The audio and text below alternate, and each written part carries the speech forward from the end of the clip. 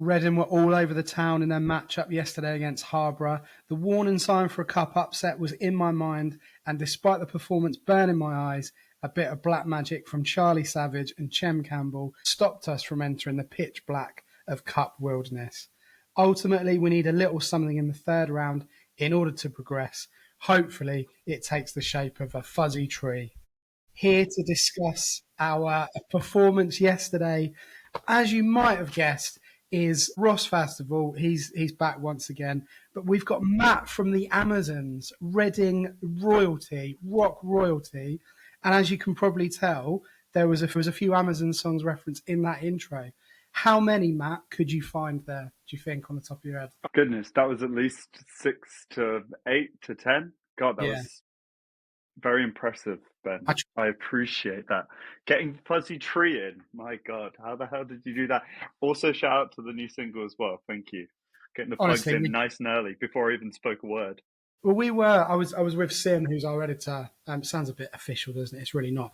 But we sat next to each other at the Newport Cup game, and it came on at half time, the first song at half time, and I was like, yes, this is exactly what we needed. So we'll talk all about music in a little bit. Ross, before we go any further, What is your favourite Amazon song? I'm pretty on Stay With Me at the moment. I get to play music like blasted over this huge PA system in the sports complex that we play soccer in. And I was blasting that song out to everyone while we were banging in the goals. So I'm going to go with that one right now. Nice. Well, before we go any further, this is episode 398. We got the number right for once this week of the Tilehurst podcast. Huge thanks as always to ZZZ Films. Valdemar's got his new series out, which I think is on repeat. He what do we call it on Bluesky? Blueskyed us, not tweeted, but you know what I mean. Yeah, he said that he was very appreciative of our complete nonsense that we were trying to big him up last week. But it is on Sky Arts. It is on a Wednesday. And I think it's at 10 o'clock. What did we say last week? Right. Yeah. We And if you need a new ad read done, if you're thinking that Tilehurst sponsorship is the way forward, that and you can get a really succinct 30-second piece cut together, just let us know, because we are available for sponsors, obviously. Yeah, exactly. Well, we'll get there. We're going to head straight into the recap, fresh off, a quite exhausting game yesterday at the house that Sir John built. Ridiculous, but we're going to get into that right now after this short break in the recap. Right, so welcome back to episode 398 of the Tilehurst podcast. Ross is here with me as usual, but we've also got Matt from the Amazons, vocalist, guitarist. What else can we say about you? Tool man, all that kind of stuff. Yeah, front man of the Amazons. Look, honestly, we're really, really pleased to have you on. I've got a few questions to ask you later on as well. I guess really we have to talk about this game, and then after this, 10, 15 minutes, I never want to talk about this football match ever again. You're kind of in a bit of a civil war, really, with myself and Ross, Matt, because I was absolutely livid yesterday with the overall performance, and the result is by the by, but the way in which we got there was just ridiculous, really. Ross has told me that I should chill out and that I'm too, what did you call me? Glum. Did you call me glum earlier? I can't remember what you said. I think Sim called you glum, but right. You are being glum about this game for no good reason. The kids came through, Ben, and that's the important thing. After this is the third time lucky with non-league FA Cup games in recent years. In just last year, we didn't manage to get through with some players that I think we'd still like to have, like Aziz. The game against Kidderminster a few years ago, we had Josh Laurent, a player who's now playing for Burnley in their championship promotion push, playing in that game for us. So those players couldn't get it done, even though they're all good players. But the kids, we started a 17-year-old and a 16-year-old at fullback. The kids got it done this time, so I'm okay. I'm feeling good about the game yesterday. But anyway, I know that you're a little bit more glum, shall we say? Well, listen, the important thing was to win the game. But when you consider that we were playing part-timers, literal part-timers, there's like bricklayers, accountants. I think one of them was a teacher even. The absolute trauma that they put us through as fans yesterday was just ridiculous. It really, really was. And I think the whole build-up to the game in terms of this kind of, I say bizarre loving, that's not quite right. Because what I don't want to do is for any Harbour Town fans to be like, wow, you're really arrogant and all the rest of it. That's not what I'm saying here. We should have had enough, really, with the team that we put out to be able to have put that game to bed a lot longer than, or earlier than we were able to, really. And I think, and I stand by it, had we lost that game yesterday, I think it would have been one of the worst results I've seen in 30 plus years of watching the team, purely on the basis that they are literally part time. Someone behind me said they're in the same level as Marlow. So like it's one of those, and I get losing to Kidderminster, I get losing to Eastleigh. It's not right, but it happened. You know that non-league teams away from home, very very difficult circumstances for the club at that period of time, and still is to some extent. But that performance yesterday was just ridiculous, really. And I think my main frustration was that it took, substitutions to change the game. When we, you mentioned the kids, and you're right to do that, but there was enough experience in that team to start with that should have been able to see us through. The game should have been out of sight at half time, really. And that for me was the biggest issue. I mean, there are so many talking points. We could be here for the next 4 hours, but I think really for you, Matt, looking at the game as you did, what were your main takeaways from it? Because you kind of had a little bit from me. You're going to hear a little bit more from Ross in a minute. Where do you kind of sit on this performance? Take away the result. Well, from just a football fan perspective, when it comes to the FA Cup, especially when you're playing non-league, the more goals, the better, if I'm honest, because it makes a good story, which I'm always interested in. If we hadn't got through, then maybe that I would feel differently. But when I think of not just FA Cup, but just cup rounds, Reading have been in some absolute classics, some goal bonanzas. The 7-5 with Arsenal comes to mind. Anyways, yeah, there's a kind of like sick joy to watching your team just concede that many goals, but also go to the other side of the pitch and score them as well. My main takeaway is why are we conceding 3 goals to not just a non-league side, but I guess I just need to be refreshed on where in the league table they are, because it's not necessarily conference, right? Is it below that? Yeah, it's quite a lot below that. I think they're Conference South, and then maybe another level beyond that, right? So it's 7th tier or something like that. The Harbour are at. They said that they practice twice a week, and the bricklayers were bricklaying on Friday at least. Oh, but you're saying all that, and it sounds incredible. That sounds amazing. It does. Like, it's so good. Do you know what? Being in the stadium, right? They made it really, really difficult, and from the off. So, kind of, I say travelling up, but literally going up the road to the stadium. They had a lot of fans there, probably 3 and a bit thousand. They brought a lot of coaches down. Like, they were just well up for it. And before the game, all their players went over to the fans and were kind of giving it the beans, all the rest of it. And it was a huge, huge day out for them. And I'm not taking anything away from that, but you could just sense, like, I wouldn't say there was apathy in our crowd, but it was, it wasn't a big crowd for us. I'd argue that they probably had as many, if not just a few more fans than we had in the stadium, potentially. I don't know the exact numbers, but that's what it felt like. And they were cheering every pass, every tackle, every throw, everything. And it just, the first goal was a freak, right? From where I was sat, it wasn't a corner to start with. And then there was, for me, a blatant push. So, there's 2 decisions there that didn't go away. But even so, right, we get straight back in the game, well-worked goal in the end. But then we're just victims of our own downfall again. And that's the frustration, really, and that actually there was enough quality, in inverted commas, and experience to be able to not allow that. And then we just started panicking. We just started lobbing shots from 20, 30 yards, weren't bringing other players into the game, really. And, at half time, you're like, this is just, you're looking at the scoreboard and we're 2-1 down. And it's like, I can't, honestly, when you kind of remove yourself from the situations you were saying, Matt, and Ross was talking about the bricklayers, like, it was just farcical. Like, it was absolutely ridiculous. And then obviously, my man, Charlie Savage, comes on, 10 goal involvements, by the way, Ross, less minutes than Lewis Wing and Ben Elliott. I said this last week. I said he was going to, he's growing in stature. He's becoming one of our go-to guys. He came on and changed the game, really. Defensively, we were still all over the place. Kind of gets sent off, rightly so. Two ridiculous challenges that he put in, really. And you're just thinking, just get through the game. At 3-2, just put it to bed, right? just go and score another 2 or 3 goals. That's it.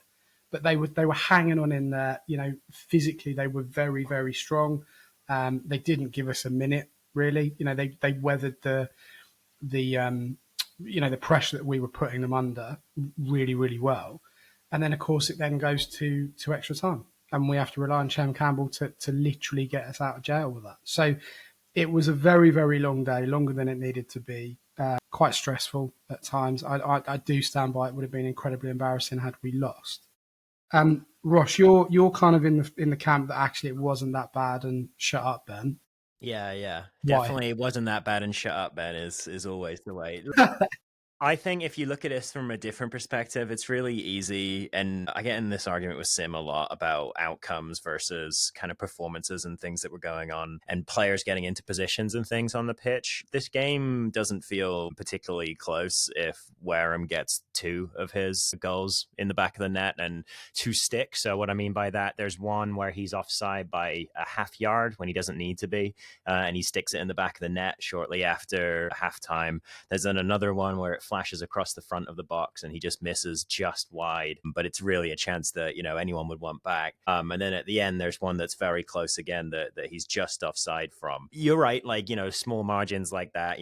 Harbour Town player had managed to get that header in right at the end of the game there, then we really would have been not very happy right now, and I would have struggled to give you the more positive perspective. But I think that there were enough chances created in that I'm quite happy with it. Another thing that I'm quite happy with is how much practice we got against a very low block. So I mean, if you look at the highlights from the first half especially, they're so close together. Like the back 5 and then the little 3 in front of it are just so tight together. Like they're like a man's width apart or something. And Elliot was still finding ways to kind of wriggle into those spaces and get into the box in the right half space over and over again. So we haven't been great this year, like we've talked about all year, about attacking a packed defense. And we actually showed some signs that we could do it this time. And then we also, obviously we're playing against part-timers and all these kinds of things as well. I get that, but I think it's just good to have that kind of experience. It's like another training day for some of those players. And then last thing, I guess, just kind of goes into what I've been saying the last few weeks with the performances in general, and that I feel that Reading are a good team right now. The one issue with them is that they continue to concede quite a lot of XG against. Don't start this again, honestly. I know. But just meaning that they concede a lot of shots against and a lot of threat against and stuff like that. So that wasn't necessarily going to end just because we're playing a team that's, further down the leagues than us. It's just kind of who this team is a little bit. And I'm not going to go into it today, but I do have some issues with how we're defending set plays. But that's one for a longer breakdown sometime. So I won't. Yeah, well, I mean, but two of the first 2 goals came from set plays. So yeah, there is a valid argument in that. Overall, though, we came through it, right, Ben? And that's well, look. Can I wait, real quick? I got to ask you both. Did you enjoy seeing Sandro on the highlights? No. Wow. I couldn't care less. I honestly couldn't care less. No. That's what I mean. That's why I said when I said to you yesterday about the circus, it's just ridiculous. Like there was a man there selling half and half scarves. Yeah. What is this? The San Siro? Like it's just ridiculous. No. Magic of the cup. Just get in and out. I mean, I will say you're right about the pack box. Like they were putting at times 11 men behind the ball, and it was very, very difficult to break that down. I do feel that in the first half we were very wasteful with the opportunities that we had, and particularly the central midfield players weren't bringing the wide players in, and they weren't trying to get the ball to Wareham either. And that really was a frustration because there was a lot of opportunities where runs were made off the ball that just weren't spotted because we were taking, as I said, pot shots from 20, 30 yards out. And that's where I think Charlie Savage did change the game for us because he was winning the recoveries, he was using the ball very well, and he was making space for other players to move into. So, I do feel that he was a very, very positive addition, and I think that certainly Sellers will start to look at him in a different way in terms of that experience. And I said this after the Fleetwood game in terms of him and Ben Elliott being, the leaders in that team on the day. So we are developing these players in terms of their leadership skills, even though they're still very young themselves. But I just felt we made it really, really difficult for ourselves. Really, really difficult. That said, draw's just been made. an hour and a bit ago. Matt, Burnley at home after a big Christmas, after your UK tour as well, which we're going to talk about later on. How are you feeling about that as a glamour tie in the third round of the FA Cup? I feel actually very good about it, considering Burnley's recent history over the last 5 seasons. They've become quite the force. So I think it'll be a difficult game, and I think I can see Ruben putting out a pretty strong side for this. It's not quite a giant killing, but I mean, Burnley have been in the Premier League, have been really impressive over the last few seasons. Well, last, what is it, 5, 6, 7 seasons now. They're a different club to previous times we've seen them. I think you're right. I think my first reaction was after yesterday. We just need a home draw anyway because of our home form. But, a big club, like a really big club, just to bring people back through the door, just to get people engaged again. Because with all due respect, but if you draw someone like Tamworth at home, it's not going to have the same. It will be like the last two rounds of the cup that we've had. Burnley. You get some good half and half scarves out of it, though, Ben. I mean, and Josh Loren comes back, right? It'd be good to, without sounding tin pot, it'd be good to see him again because he's one of my favourite players of recent times, really. So I think it's a very winnable game. I think you're right, Matt. I think if I was Ruben Sellers, I'd go, let's just go for it and see where we go. And from a financial point of view, it definitely won't be on television, so we know it's going to be 3:00 kickoff on a Saturday, which is fine for people that like a football routine, but when you look at the other clubs that were involved there, drawing someone like Arsenal would have been fantastic at home because, it'd be nearly a sellout, Chelsea, whoever it is. And there's a possibility that it would be on TV as well. So I think it's a mixed bag, really. I think it's very winnable. But at the same time, there's an opportunity to, to really kick on in the competition. And, winning's a hard habit to break, right?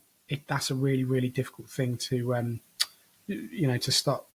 Ross, let's wrap up this game then. What was your main takeaway from yesterday against Harbour Town? My main takeaway, I think, is still that without certain players on the field, we do sometimes struggle to be as clinical as we could be in terms of scoring. But I still think that they produced enough to clearly be the better team, as they should have been. And it's right that they came out as winners yesterday. But yeah, I want to see them fix the aerial set piece concerns moving forward. But hey, Burnley in the cup, looking forward to it. Looking forward to seeing Josh Laurent, like you said. And this is good because we had those wins against championship teams in preseason, so it'll be good to see, now that the chips are down, now that teams have been playing for a few months in terms of the actual league, to see where we fall against a decent championship team in Burnley. So yeah, looking forward to it. Well, another thing that some of us might be looking forward to is the Amazons UK tour, which kicks off on the 6th of December. Am I correct in that, Matt? I have done my research. You are correct. So yes. You go to, these are your fixtures. You go to Manchester, Liverpool. Away. Yeah, away, all away, always away. Yeah. Edinburgh, you go to Sheffield, Cardiff. I love that venue. I love the Eiffel back. It's fantastic. Absolutely brilliant. And then you go to London, final fixture of the year, of the season for you. Before it all literally kicks off next year. Massive year for the Amazons 2025. I guess really we'll stick on football before we move into the music stuff. How often are you able to kind of get to games to keep up what's going on? Like, is it tricky in terms of the rehearsal schedule, the media, all the kind of stuff that you need to do with the band? Or is it fairly straightforward in terms of living location and stuff like that? It's proven more tough than I thought it would be over the last couple of seasons. I'm averaging like 3 or 4 games a season. Okay. You're doing better than me, so Okay. Yeah, and there were a couple of really emotional games last season. I think there was one I went to with my mum. Can't remember the team, but it was just rumored. The whole training ground debacle had just kind of flared up. It was we were faced with a real prospect of the club actually going down. It was like in that really raw moment, and there's huge protests and the kind of march from Reading to the stadium. And yeah, I had a lump in my throat, honestly, watching the guys walk out, and it, what an honor it is for the club to still walk out to Black Magic. I mean, it doesn't get better for your hometown club. So, and I think just the clarity about like how much you love something when it's like in the jaws of of not defeat, but it's on the brink of oblivion, essentially. The clarity is just super raw, and actually kind of grateful for it in a way. So every time we go to a game now, it's just like, this isn't, it's not set in stone. You have to fight for these football clubs now. You have to really hold on to them and enjoy every moment. There's not many, I think, especially with a town like Reading, there's not too many institutions where the whole town gets together regularly, and kind of celebrates being where you're from ultimately. So it's like it's the backbone of the town. So I always love going. Long story short, love going when I can. Yeah, I mean, I say this time last year, but we go back to the summer of 2023 when we'd been relegated. Ruben had come in, a bit of a blueprint that was starting to form. Him and Bowen were signing, good players that we felt were going to kick us on and really progress us to where we wanted to be, which was the top end of League One and ultimately back in the Championship. And of course, that the kind of the pinnacle of that pre-season, that summer, if you like, was obviously you guys at the Purple Turtle at the fans event. Ruben spoke really, really well. I think Noel Hunt was there as well. It was a really great night. The Purple Turtle shirt which would I think is one of Ross's favourite shirts of all time. I didn't like the collar in it. It often is. But it's a cult shirt. It is a cult forever shirt. Being a cult shirt. I mean, I know you did a bit of media with the club around that time, but how easy was it for you to turn around and say, yeah, we'll definitely do that? To friend of the show, Tim Kilpatrick, who I spoke to directly after the event about doing that. How great was it for you guys to go yes, and also to be part of that event? Yeah, that was an easy yes. Actually, it was just a yes. And how are we going to do this? And what a night. Speaking to Ruben very briefly, because he was really new to the job. I think he just started. And, I couldn't have guessed how he was going to grow into the job. I was impressed with how he spoke as well. But thinking about the adversity that he's been under and the conditions to basically be going for playoffs this side of Christmas is really, really it's incredibly impressive. And out of all the managers since McDermott, I feel like Ruben has potentially, actually through adversity and through the limitations, has really found that spark of what I've always thought Reading Football Club is about, the ethos, the kind of the work rate, the teamwork, the ethic, the thriving under intense limitations. That's what I always thought characterized Brian McDermott teams. And to be fair, I mean, that was one of the big stories of the one season, is that they were pulled together in almost this Moneyball sort of way of just not a lot of money, but just being clever about it and being resourceful and being inventive and ultimately being creative. And I see those qualities in Ruben. So I've been so impressed. Back to the Turtle. Loved playing and loved actually sitting down with Noel Hunt, who's one of my heroes, and really epitomised that. He's one of those players who really epitomised the Brian McDermott teams, like just selfless, like raw selflessness, just doing anything for the team, putting the team above the self. And I really liked speaking to him. And I loved how just confident he was and how he backed himself. I know he didn't get to finish his kind of stint as Reading caretaker manager right before the end of that season, but he really backed himself. No, maybe I'm wrong, and maybe I'm recalling this not correct. He basically he was in charge. So when he who shall not be named was eventually sacked, yes, Noel Hunt took over. I don't want to set Ross off again, basically. Season? That's why I'm not doing it. But yeah, so he finished out the season, and then Ruben came in. I think almost like the week of the Turtle, maybe the week before. And you're right, he was brand new to it. Like you could just see he was a bit like, what is going on here? And it's very, very difficult to describe. I don't think there's going to be many people listening to this that haven't been to the Purple Turtle. Like, I just don't think that's possible really. But like, if you haven't been, it's it's beyond, you just can't describe it unless you've been there, and that's in a positive way. I got very, very happy memories of that place, and that night in particular was brilliant. The shirt was, I think it blew everyone away in terms of like, this is bonkers. Like, what is this shirt? It was a big seller, as Ross said, cult shirt. And when people think back to that time, because I'm not sure people put the connection together really that you guys are really from Reading at that point. That's my perception of it anyway. Even though your first album was filmed or photographed at the top of Connaught Road Hill, which is a road that I used to live down, Matt. I used to live there. Really? Yeah, and I think even back in the good old days, I'd Instagram message you guys or something and said, can you just let me know if this is actually the top of Connaught Road, because I live there. And they're like, yeah, it is. And I was like, I don't remember a burning van there. It's like, yeah, it's not. It wasn't. We didn't set fire to a van. Like, it's not. It's just an image. What are you talking about? What are you talking about, Ben? We did. Yeah, honestly, our advance for our first album deal. Yeah, I mean, and that's still my favourite album for that reason, really. But anyway, I digress. So that kind of kickstarted, I think, for a lot of Reading fans, the relationship that you have with the club. What's that relationship been like since you did that? Like, obviously you've been involved with the club, you've been to games and photographed, and obviously the playlist, which I think you had some involvement with, if not completely. What's it been like dealing with the club in the current climate? Well, yeah, a few dimensions to that. I mean, to have any sort of relationship with the Reading fans and just to feel like you're part of something and have some tiny, weeny little slice or like part to play in the club, even if it's just providing the music, it's a real honor to be able to engage in the club. And I feel you guys probably feel the same with doing this podcast.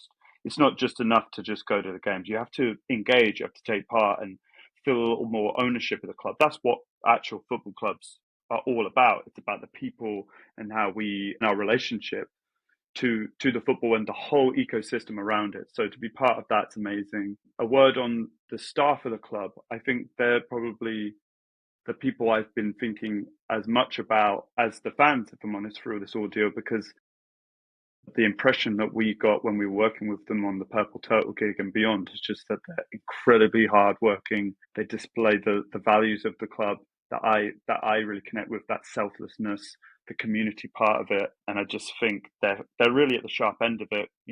We're wondering when the players are going to get paid, and they're probably wondering when they're going to get paid. So I was really impressed with how everyone working at the club that we came into contact with was conducting themselves all around that time. And I also think it's been an interesting one writing this new record, 21st Century Fiction. From a personal level, a lot of the lyrics touch on my experiences and my relationship with my own kind of masculinity over the last 10 years or so. And ultimately, rightly or wrongly, men's football is as we all know, is quite a male-dominated space. Ultimately, there's a kind of brotherhood and a kind of built-in structure of going with your mates or going with your dad or your granddad or whatever like that, which can be really good, but also you see the more destructive sides of masculinity. It's all on display within one football match, which I think is really interesting. Yeah. But I think with this record more than any other, and my personal kind of trials through the last 10 years, growing up and transitioning from a boy into a man, through my entering adulthood in the 21st century, I just feel a lot of kind of kinship with a lot of the Reading fans, because I just feel like we're going through a lot of the same issues, lack of, frustrations or lack of purpose or loneliness or the inability to maybe express ourselves to each other, man to man kind of thing, and just finding those spots. And ultimately, just to finish on that note, I mean, Reading Football Club, what an incredible space it gives to guys, to just talk. A lot of great conversations I've had with my friends growing up were just watching the football, and J-Tab is like slide tackling someone, and we're just talking about what's going on in each other's lives. What an amazing space to do that, an opportunity. That's Yeah, a really good point. you're right. I mean, Ross has said, and we've said before, we're also really lucky to be able to do this very small role, I guess. And if people listen to it, fantastic. But, you kind of feel like when you're talking about the club in these times as well and being associated with it, you have a responsibility to be honest, but also to kind of get people to talk about things as well, because it's been a rough ride. Like, I think since we took the pod over, it's literally just been nothing but bad news, hasn't it? Maybe we're the problem, Ross. I don't know. Maybe It's we a really are. interesting point No. on what Matt said about it being like a really like male dominated space, though, because obviously like we have some wonderful ladies in the Reading community, like Sarah, of course, the president of Star, but it is very like dominated like that. And I've noticed it more as I've moved over here, because sports attendance in the US is much more women and children friendly, I would say. And so like it's very noticeable when you go back how much it is male energy kind of coming out. And like you're saying, Matt, like they're not necessarily the more expressive gender, I would say. So it is it's very expressive time, football matches, and it's interesting to see all that coming out at the end of the week. Yeah.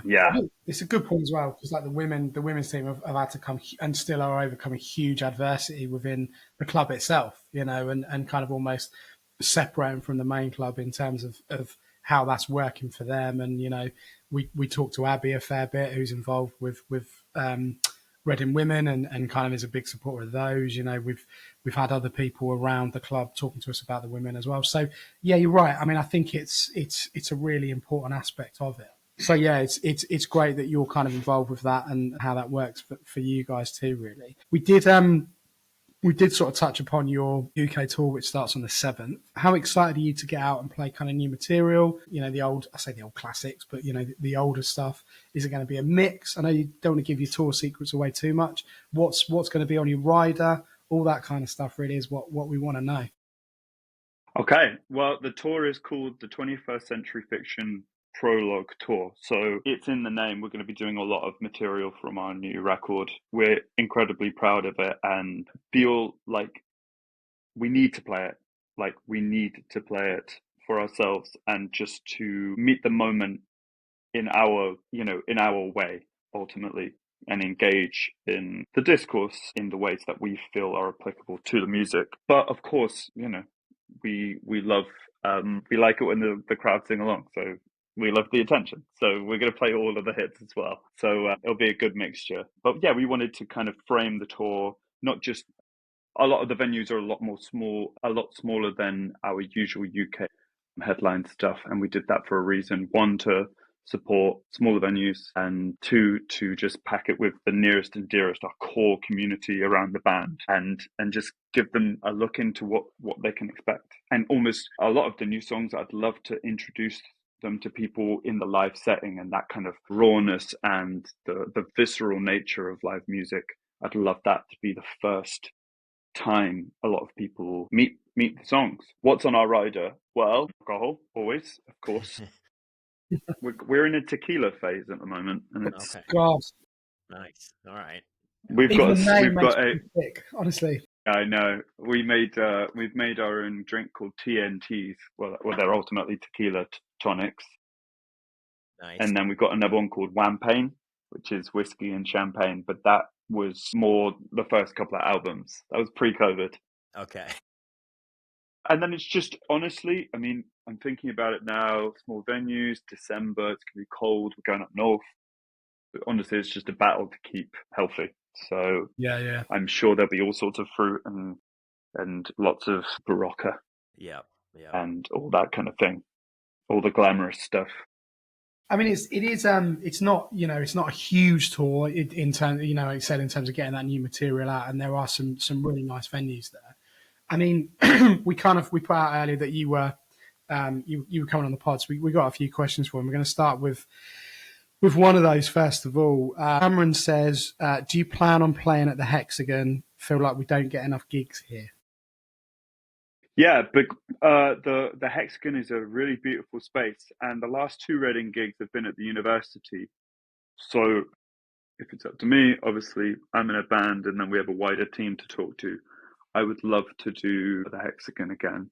I was actually in the Barbican Centre in London a couple of weeks ago, and it's the first time I've been in there, and it's obviously known for its brutalist interior and exterior kind of architecture and design and stuff. And wow, I honestly really a lot of parallels to the hexagon. And I know I'm bigging the hexagon up there, but I guess it's just similar time periods, that kind of these stark brutalist thing. So it got me really excited to play the hexagon again. So we'll definitely play it. I mean, it's one of those, very, very different realms, if you like. But people are always going about Ricky Gervais playing Reading, and he never does. He never, he would always do Oxford in a warm-up tour. He'll go to Guildford, but he never, ever comes to Reading. So I think if you can do a homecoming gig, that'd be great. That'd be great. Of course. We always try and do more Reading gigs. I mean, I don't know how, if you can't have a healthy relationship with your hometown as a band, I mean, that's the bread and butter. That really is. Like, you need to make, to nick a football term, you need to make the home stadium fortress. You need to make, if everything is all said and done and the whole world forgets about us and blah, blah, blah, and it all comes tumbling down, I would love to just keep on playing gigs, Reading. Whether it be the Purple Turtle, the Oakford Social Club, the Reading Uni, the whatever it is. Yep. Sub 89. Yeah. Sub 89. Yep. Monks Retreat. I'll tell you, honestly, you do a gig in the Monks Retreat, you'd be doing well. That health and safety would be through the roof in that place, I tell you. Yeah. There'd be people hanging off the banisters. It'd be carnage, absolute carnage. Oh, yeah. Yeah, I mean, it is positive, really. And another question we've had from Alistair, I know you probably can't say this yet, but are you doing Reading Fest this year, as in 2025? 3 words. I hope so. Yeah. I hope so. It's not a no. I mean, it's not a no because I want to play. I'm definitely not going to rule us out. Listen, the album is out in May. We always have good summers when we put our albums out. This is our 3rd album that we put out in May. And it's a good bargaining chip, I think, for your agents or your team to go, the boys are putting out an album, better give them a good slot at a festival or whatever. So we had an amazing time on the main stage, opening the main stage last year, or maybe a year before, I can't remember. We'd love to come back. Yeah, of course, Reading. It's home. Wait, let me jump in on that one then real quick. Are there any American festivals you've heard of, Matt, that you would ever want to play or even just to attend, I guess? Yep. So we've played ACL in Austin and South by Southwest before in the past, had an incredible time. Okay. Love Austin, Texas, one of our favorite cities. Yeah. Played great last city, year, I think. Great city. Last year we played a festival called Governor's Ball in New York City. Yeah, that's so funny. That was great. I would love to play Coachella. I've been before, and a lot of Brits like turn their nose up at the idea of a preened polo field in the desert where you can't drink between stages and there's no mud or whatever. But actually, after whatever, 8-10 years of doing festivals in the UK and Europe, I'm really down to play a nice preened polo field in the desert on it. Nice. All right, well that's good. That's my wife's favorite festival, so I'll have to let her know. And the Governor's Ball is a great one too, so good to know. Yeah, it was great. What about Lollapalooza in Chicago? Yeah, I'd love that. I've always loved. There's a clip of Cage the Elephant playing "Shake Me Down" in the rain at Lollapalooza, and that's been etched in my mind forever. So I'd love to play Lollapalooza. Yeah, for sure. America's got a lot of great festivals, man. Honestly, I'd love to play more. Other questions. We got one from our editor.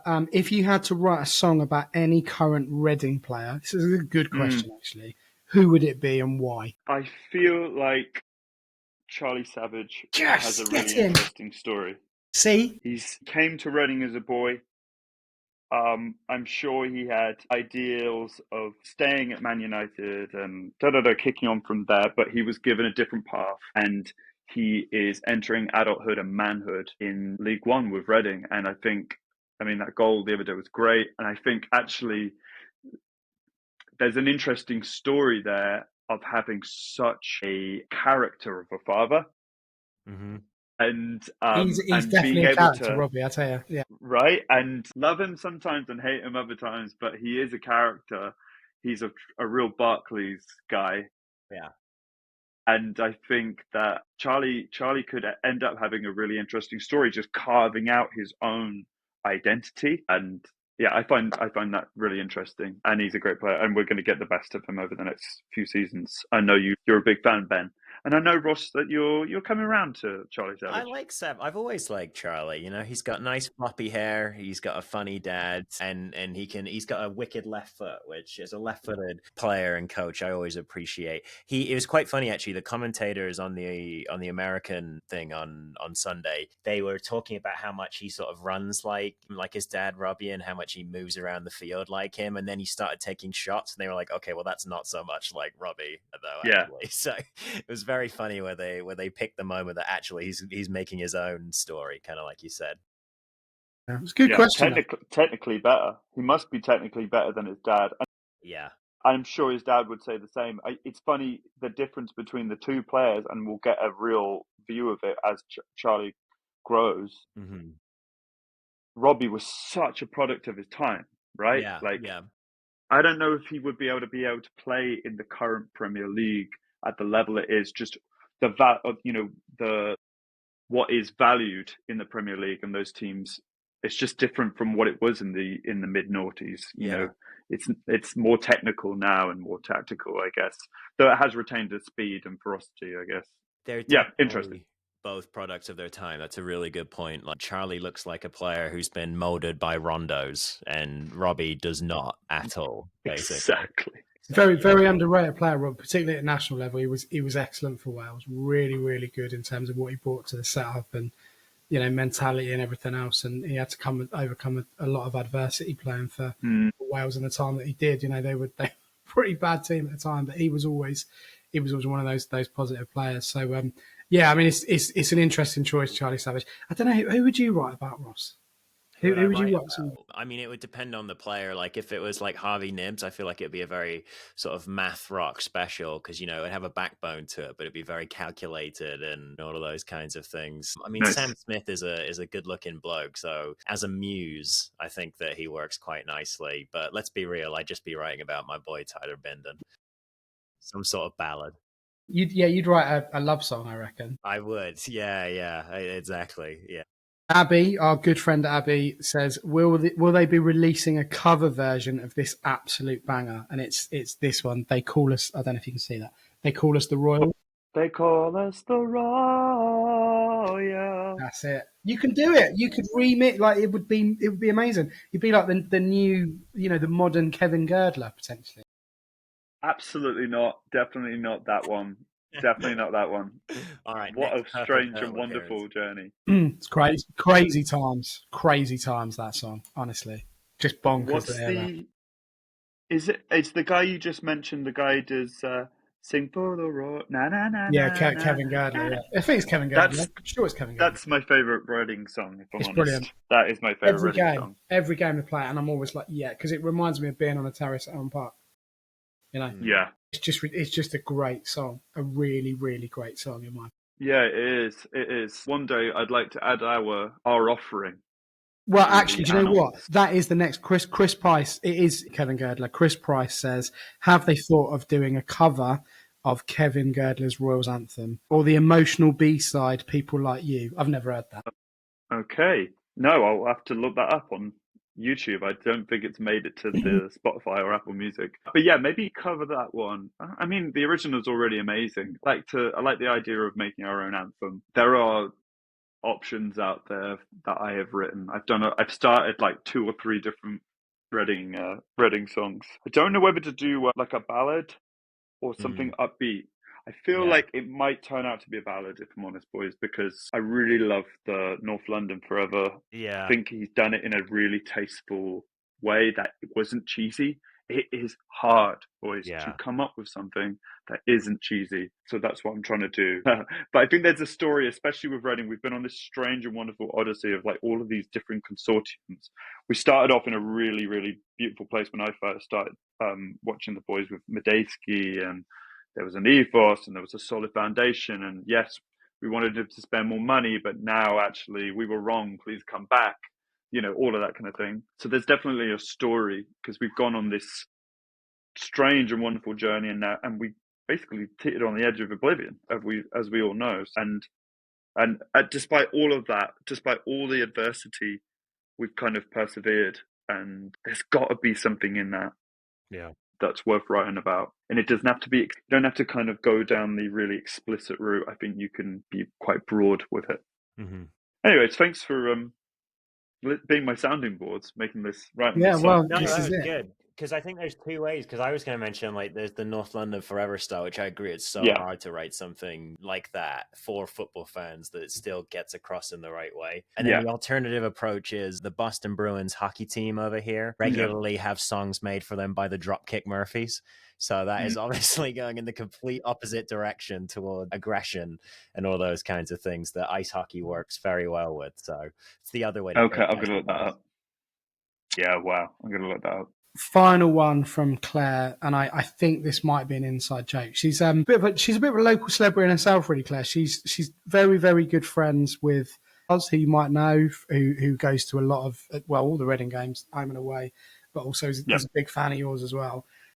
Yeah. She says, ask Elle if he's managing to keep away from knives, lighters, and general dangerous items since being back in the UK. And she's put a picture of, well, some of your bandmates just with very, very dangerous weapons. How is he managing to do that? Or no, not really. And you know what? It's quite a timely question because we're putting out more music soon, and he's definitely got himself into a bit of trouble since he's been back from Argentina. He's been living over there, so he's been back for a little bit.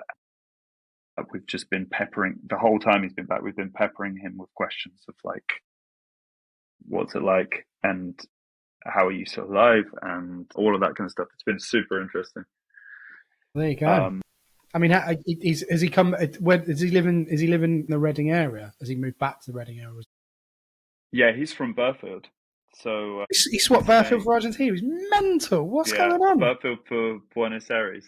Yeah, exactly. Buenos Aires for Burfield. Sorry, what's happening? Yeah.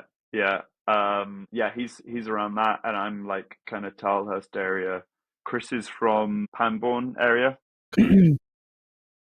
I actually saw the new Led Zeppelin. There's a new Led Zeppelin film coming out next year, and I saw a kind of early screening with Chris recently, and there's a big section about Pangbourne, and Pangbourne is kind of the birthplace, the cradle of the formation of Led Zeppelin, one of the world's and one of Britain's biggest bands. And you wouldn't know it. Like, Pangbourne don't talk about it too much, but it's featured a lot. It's crazy. So my stepdad is I mean, he's from Pangbourne anyway.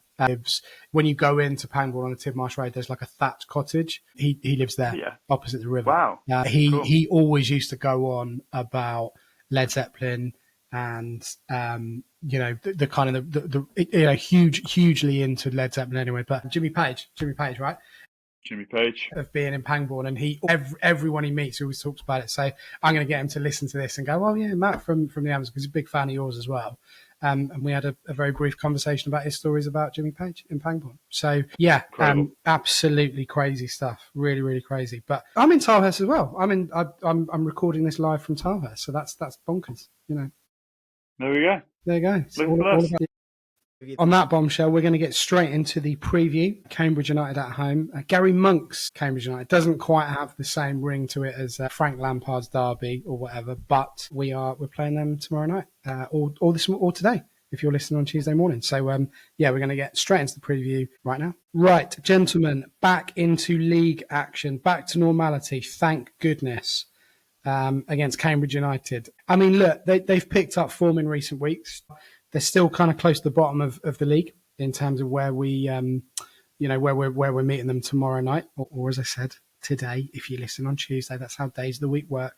Ross, on paper, us sat in 7th on 27 points, and Cambridge down in 2nd on 13 should have enough, shouldn't we? I mean, we said this against Barbara Town and we nearly blew that, but we should have enough to be able to put this one to bed, surely. We said this about Harbour Town, and then we went and put them to the sword, Ben. So, hopefully this is more of the same. Yeah, Cambridge haven't won in the league since October 26th. I think Reading have won all but one of their home games this year or something like that in the league. So this is absolutely a game that 7 Reading, on the bounce in all competitions. 7 on the bounce too. There you go. So yeah, no, this is absolutely a game that Reading have to be winning. You would say if the team hadn't played, 48 hours ago, which is mad. It feels like that they're going to play twice in 3 days. So it'll be very interesting to see how the team comes out. Obviously, Lewis Wing came out after about an hour, but then Savage, Craig, some of those guys from the first team that came on, they all ended up playing almost, over an hour anyway, with the second half and the extra time period. So yeah, it should be a win, really, based on how the team has been playing recently and how the team's been playing this season. But given that they will have all played 48 hours previously, tough to know. That's match day +2 or whatever it's called. So yeah. Tricky squad management things for Ruben. The only good thing is that they tried to bring Sam Smith on and he wasn't able to come on during the game the other day because they'd already ran through all of their subs. So I honestly, by the end Smith of the game, I lost track healthy. of who had played. At the end of the game, I'd lost track of who played where, who hadn't played. It was just crazy, absolutely crazy. Yeah. But yeah, it's a good point about Sam Smith legally not being allowed to enter the field of play. I think Ruben was under the impression that you could bring on someone extra in extra time, but that wasn't to be. I mean, Matt, we win tomorrow night, and technically, if other results go our way, we could be as high as 4th. Unlikely given the goal difference unless we win by 10 goals, but could be joint 4th in theory, on points anyway. I mean, that's just crazy to think, right? Given where we've been, last season, start of this season, and generally still are off the pitch. That's crazy. Yeah, it's quite a foreign feeling actually after the tone and the feeling of like treading water for the last, successfully sometimes and unsuccessfully for the last few seasons. To feel like we're on an upward trajectory is, bringing it back to Ruben, what a testament to the character of him and his staff. And I think we've got to enjoy it. And winning games is an incredible distraction for us, an incredible balancing effect and levity to the off-pitch debacle, essentially.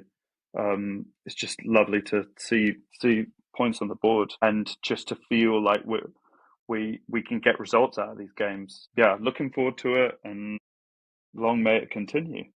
Yeah. I think I'll pick up. Wait, Ben, I'll pick up real quick on something Matt mentioned then, and then also earlier that I kind of hadn't pieced together before. But you were mentioning earlier that the way in which Ruben's team plays is somewhat reminiscent of the Brian McDermott way, and that kind of effort and selflessness, and all those kinds of things. And it is kind of like a natural refinding of the Reading way through Ruben, which is nice. He has his key principles, which are, the pressing and all of those kinds of things. But at the end of the day, teams, big teams too, like West Ham, Man U, their fans like their team to play in a certain way. And they naturally gravitate towards managers that do that more. I hadn't even pieced that together before, but this style that Ruben is playing definitely fits into the Reading way, if it exists. Yeah, and I think it correlates with Reading fans, falling back in love with the team again and really connecting with the individuals on the team. There were moments, maybe it's a reflection of where I was at in my life, where I just didn't connect with like who the team was, what style do we play, like there was this, kind of taking it back to the Thai consortium, for example, where we were just trying to become this team that we weren't, and it all started with Zingarovic. Getting rid of McDermott. Thank you for this platform, guys. Thank you so much. Getting rid of McDermott, and then Nigel Atkins forcing Mikael Edgeworth and Jem Karakan to play it out from the, and our defence to play it out from the back at Arsenal, away at Arsenal. It's just this absolute nonsense of not being pragmatic. Pragmatism is like, that's part of the Reading ethos of like, these are the players we have. We're going to play the style that suits them, and not being too ideological of like keep playing out from the back and all that kind of. Anyways, Sorry, let's not go there. But I think you're right. We've said it so many times, and it becomes a bit of a cliche. Like, they're really likable, this team, and they are. Like, however, pissed off I was yesterday about the result. Like, it wasn't on a lack of effort in terms of those players. And we were reminiscing in a negative way about the Kidderminster game, and actually, when you look at that lineup, there was a distinct lack of effort from some of those players, in my opinion, that were supposed to be experienced, but just weren't showing it, and were effectively just throwing the manager under the bus, to be honest with you, in terms of how they were playing.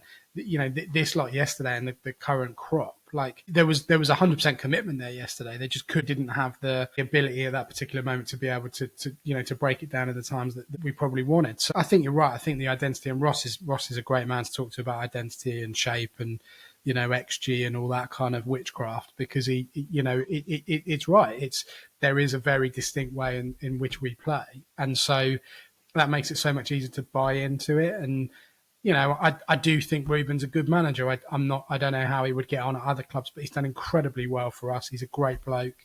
A lot of these players are really trying their best to do that. And I think when you come up against a game where you say, it's a must win tomorrow or whatever, I don't necessarily see it like that. I'm kind of looking forward to it and saying, well, I don't see anything in Cambridge that would threaten our home form.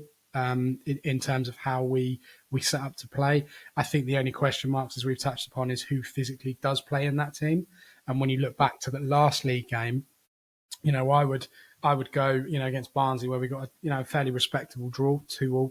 I would go kind of like for like, really, as long as Nibs is fit to be able to play. So, there are lots of positives in this team on the pitch, and there are some really talented people working at the club. And I just hope that we can continue to pick up points at home starting tomorrow, but also kind of chip away at this kind of away form, really, that has progressively got better over the last few weeks as well. I don't want to do that cliche thing of, what's the score going to be? But do you see a positive result for us tomorrow, Matt, in terms of a win or even a draw? I think it will be a 3-0 win. Nice. There you go. Yeah, that's what you were going to say as well, wasn't it, Ross? Yeah, no, I like it. Yeah, straight into the prediction. Don't need to shy away from it. 3-0 win's good. I'll go 4. Let's just keep going. Well, because I was going to say 5. A savage hat trick. There I'll faint. I'll just collapse. They'll have to carry me out. I think we'll batter them tomorrow. I really do. I don't want to sound overconfident, but I think we're due a bit of a smash against someone, and it might as well be them, really. Ross has pulled up that stat. They haven't won in the league since October the 26th, you said? Yeah. I mean, that's really, really bad. And at the moment, they're they're only going one way, really. And I just think we'll have too much for them. I really do. It'd be good to see Michael Morrison, though. So, always something. Exactly. Yeah, he's a good lad, Michael Morrison. We're a big fan of Michael Morrison on this pod. So, yeah. Well, that's tomorrow or today. Keep saying that. 8 o'clock kickoff at the Madstad Select Car Leasing Stadium. It's on Sky, I believe. It's on Sky on the little clicky red button thing. Yeah. So if you can watch it, great. If you can get there, great. If not, still get the result anyway, hopefully. Matt, thank you so much for joining us. Really, really appreciate you coming on. Enjoy the tour. Hope it goes well. Have you got new merch coming out for it as well? You got new T-shirts coming out? Or? We have tour exclusive merch coming out. Love a bit of merch. Love a bit of merch. Oh, yeah. And hopefully we'll speak to you before hopefully you'll come on again and we can talk in the run up to the album. We're desperate to use, put you on the spot, but we're desperate to use your music for our pod, to be honest. So if you can make that work somehow, that'd be fantastic. That'd be absolutely brilliant for us. Yeah, absolutely. Yeah, let's have a conversation. We'd love to soundtrack the pod. It's been a long time coming. Been big fans of the Tilehurst end for a long time now, and yeah, cool, man. Love to talk football. I mean, I'm completely underqualified, but I love talking about football. For me, football is like the ultimate escape. I have no skin in the game except from loving it with all of my heart. And I don't pretend to know the tactics or anything. I just love the story, the romanticism. That's what I buy into. And Reading has that in absolute spades. Yeah, so lovely to talk to you boys about it. And I'd love to come on again in the future. Hopefully with the Reading team in the ascendancy, the playoffs, winning the league, and our album going to number 1, it would be just scenes. Synergy. Proper Reading limbs. Yes. We'll get the whole hog. We'll see if Jimmy Page is around. We'll get him on as well. He's probably never been to a Reading game in his life, but we'll get big we'll get gig him at on. the Madstead, I think. Imagine that. Bring back Led Zeppelin. Yeah. Can you imagine? That would just be absolutely ridiculous, wouldn't it? Just like, new owner, Led Zeppelin reunion, the Amazons, bang, job done. Yeah, crazy. I would love to. I want to just put it out there before I leave. One of my ultimate life goals is for the Amazons to play the SCL, the Madstad, in the future. I don't know how we would get there, but to do it in our home stadium, that's all I care about. That would be the most amazing journey to that point, and it'd be an incredible night. So that's in the stars for us. Hopefully one day. All right, I just wanted to put it out there. We do know that certain high-ranking officials do listen to this pod. So if they're listening to this, get in touch with Matt or us. We'll be the middlemen if you want. As long as we cut have the a VIP area or something, that's fine. Chuck in a pie and a warm carling, no problem. Right. Absolutely fantastic. But yeah, your kind of latest singles, if you like. I sound like a really rubbish radio DJ, but anyway, Pitch Black, Living a Lie, they're out to download wherever you tend to download your stuff from. Can you buy them? Can you? I guess you can't. You can. You can buy them. You can. iTunes, you can buy them. Okay. And actually, you can get them in physical form as part of a pre-ordered vinyl, which you can get in yellow flame, you can get in bloody red, and you can get in smoky smoke, brown smoke. Something. Smoky smoke. Nice. This is my plug. That's the thing is that I haven't been. Obviously HMV, but in terms of record shop, I used to buy CDs all the time, but you just don't now, do you? It just doesn't happen. No, you don't. And you know what? If there's going to be a physical format in the world that we engage with, it's got to be vinyl. It's got to be the OG. You can get so much out of it. It's the ritual of putting on the needle, the artwork in its most in its finest form. Yeah, I'm a big fan of vinyl, but I'm also a big fan of streaming as well. I've got to say. I do love a good stream. Just waiting for the day that Spotify pays properly. But all good. True. Well, listen, Matt, it's been an absolute pleasure to have you on. Thank you so much for joining us. Ross, I will see you again very soon for episode 3. Oh, we really need to get 400 sorted, don't we? Episode 400 is going to be in 2 weeks' time. It's got to be a live one. Well, we did one the other week live, and it wasn't a car crash. It was just audio. It was just too much. There was chips everywhere and just randoms coming. It was just bonkers, absolutely bonkers. But we try. We're trying to mix it up as much as we can. So 399 will be next week. 400 week after. Easy. 400. Congratulations. Thank you. Not that we've done much, but we're the latest incumbents to do it. So yeah, listen, everybody. Thank you so much for listening. Thank you, Matt, for joining us. Thank you to Ross as always.